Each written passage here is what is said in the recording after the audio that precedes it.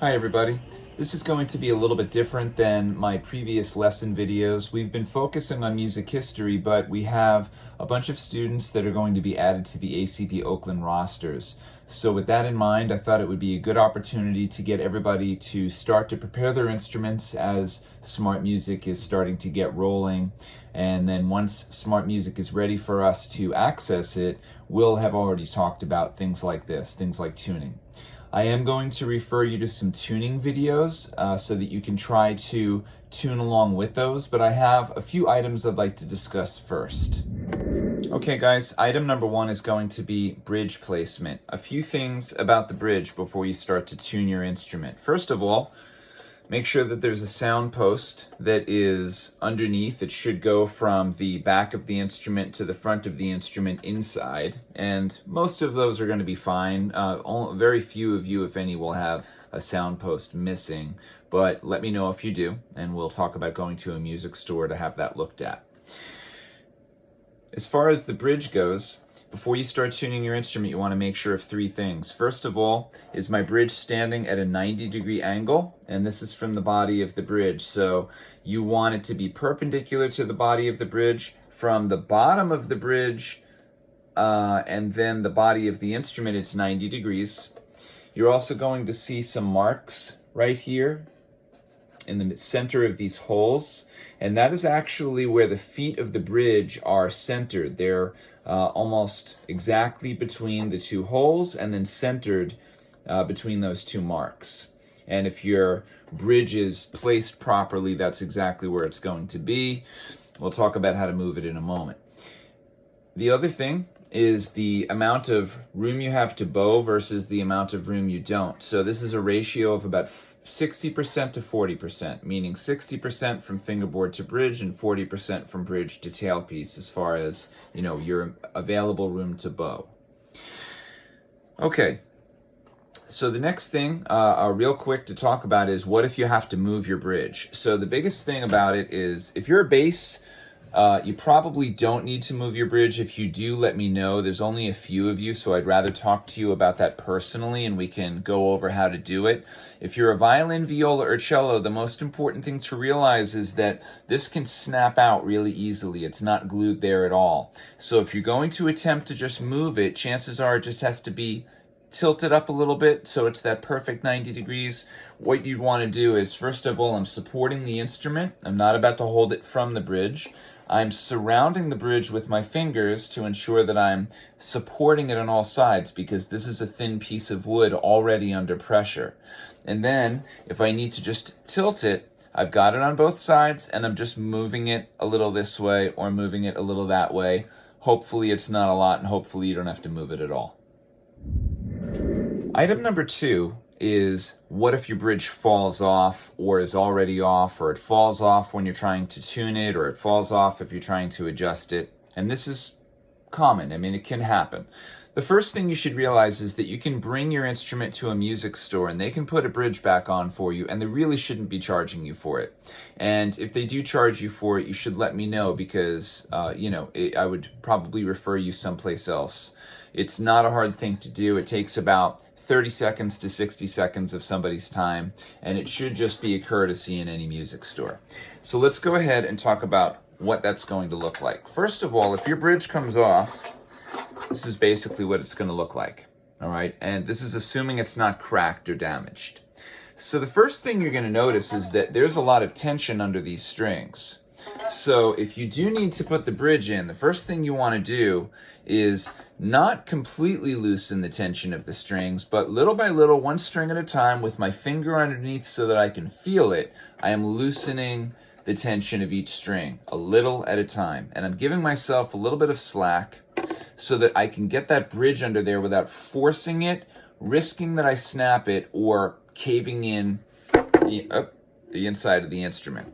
So before I put the bridge in, I'm going to make sure my sound post is in there, because sometimes when the pressure of the bridge is released, the sound post isn't being pressed between the walls of the instrument. In this case, it is. That's usually going to be the case.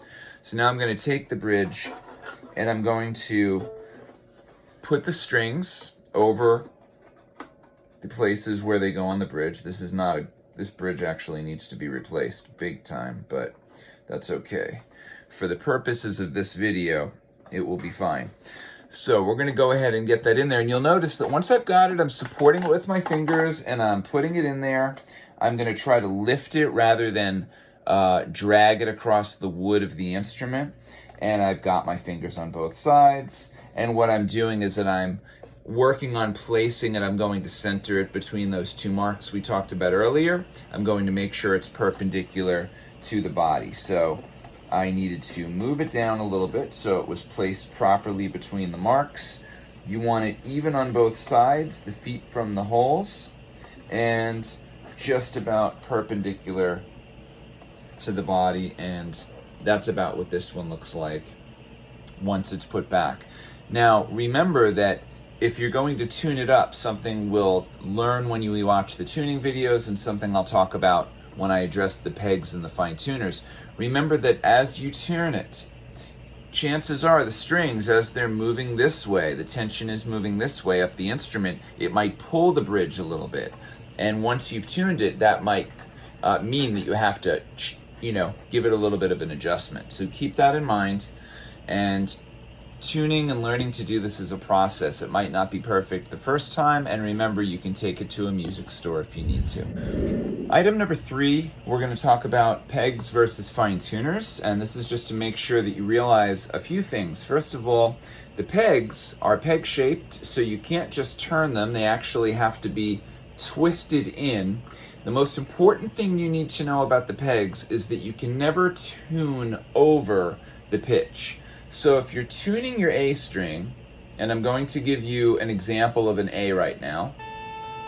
You could probably hear that. So here's the pitch that's A on my violin.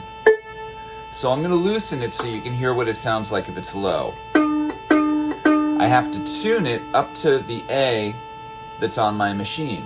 I'm going to very carefully, slowly turn my peg.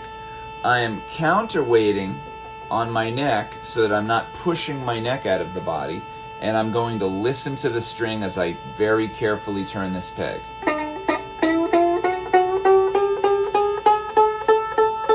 Now once my pitch is close, I want to stop turning, because all it took to get it there from being very out of tune to in tune was this much of a turn. So it's not even a quarter of a turn. That means that if I'm not careful, I could turn this and easily snap the string. The string is at risk of being snapped the moment you've tuned it past the reference pitch. So I'm going to very carefully get it there. I'm going to look at the angle of my peg, hold my headstock, bring it back, and then twist it into that angle. And it's still a little bit low. It's low by about a half step. This is where my fine tuners come in. My fine tuners are very rarely going to break a string. I don't have to be that careful with these. If you're lucky, you can actually tune your instrument and only use the fine tuners. But you'll know pretty quick if you're just not getting to the pitch with these. Let me turn that off because I'm sure that's annoying you. But I'll go ahead and tune this. This is my fine tuners now. And I got it up to that pitch just by doing this. So we're going to check it. And there we have it. So at the end of the day, the pegs can get you most of the way there, and in a lot of cases, that little bit more that you need to be in tune can be the fine tuners. This is going to be pretty obvious to older students, but sometimes we forget, and for younger students, this is an essential skill that not everybody is used to yet. When you're taking your bow in and out of the case, you want to make sure it's loose when it's going into the case at the end of any practice, and then you want to tighten it only enough so that the hair is a good centimeter or so away from the stick. The way you can test that out is it the amount of about your pinky between the stick and the hair. You don't want to touch the hair too much because the oils from your skin can actually get absorbed into the hair, and then it doesn't hold the rosin and you get dead zones in your bow. That's why people always tell you don't touch the hair. So with that said, at the end of your practice session, you want to go ahead and loosen the bow before you put it back. The reason that is done is so that the hair doesn't stretch out to the point where you can't tighten and loosen it anymore. Also, you want to keep the curvature of the stick of your bow, and keeping your bow tightened all the time can actually wear out the curvature of your bow. One more thing about bows. So we're going to go ahead and tighten it up. We tighten it up to about that space of a pinky between the stick and the hair. There's lots of schools of thought on how you rosin. Some people think you need to scratch the top. I'm not a believer in that. You can do it if you want to. One thing about rosins is they're very slippery when you first get them, and it's hard to make a mark in them. Some people want to go ahead and rub it up and down like this. I'm not a fan of that. I'm a bass player, so I rosin differently, and I rosin violins and violas and cello bows the way that I rosin bass bows, and I recommend it to my students to do it this way. You take your rosin, you take the bow on the edge. If it's very slippery, you're going to need to guide it with your finger, as you can see I'm doing there, and you're going to go ahead and pull that down and just drag it down. And I'm going to show you the mark that I'm making in this rosin as a result of doing that. You can literally see the rosin coming off, not something you're going to see if you just rub it lightly. The problem with bows is that sometimes if you don't rosin them enough, you don't get the sound you want out of your instrument. They don't vibrate the string enough. Remember that if you have a new bow or you have a bow that's not making any sound, it definitely is going to need rosin, especially if it's new. You need to rosin it a lot. And again, you just take it right down a few times is usually all it needs once it gets going, and you go ahead and play. Which will bring me to my next thing, item number 5. Okay guys, item number 5 is keep your strings clean. And this is something I see all the time. I see people with white dust all over their strings, white dust all over the body of their instrument. This is dust from your rosin, okay? This is, a sticky substance that in most cases, once it falls off the bow, it looks like a white powder. And the problem with keeping that on your instrument is 2 things. One is that if you keep it on the wood, this is something that can melt in the heat. So if this is ever in hot weather, what's going to happen, or over time, what's going to happen is all those little bits of sticky rosin are eventually going to become a film that you're never going to be able to get off of the top of your instrument, okay? When I was young, I had a bass that happened to because I used this really gummy rosin, and it was just this film on my bass. I don't use the same rosin anymore, and I always keep my bass clean. But let me tell you the other reason that you should keep your instrument clean. Aside from just protecting the wood, you shouldn't have a lot of rosin gummed up on your strings, because what that's doing is it's making your tone, the sound of the note that you're producing, fuzzier and less clear, and you want to remove that rosin so that you have a nice clear tone on your instrument. I think that you'll find that if you listen to an instrument being played that's just covered in rosin dust and you wipe those strings off, and you bow them, I think you'll find that it actually sounds a lot clearer and a lot nicer to the ear. Some of the items I discussed might be in the tuning videos that I refer you to, but I just wanted to inform you of a couple of very important things to be aware of as you watch these videos. Remember to be patient, take your time, absorb the material, really feel like you're learning what you're about to do before you do it, and then just practice and know that everything that we practice takes time, and everything that we practice gets better, but patience is key.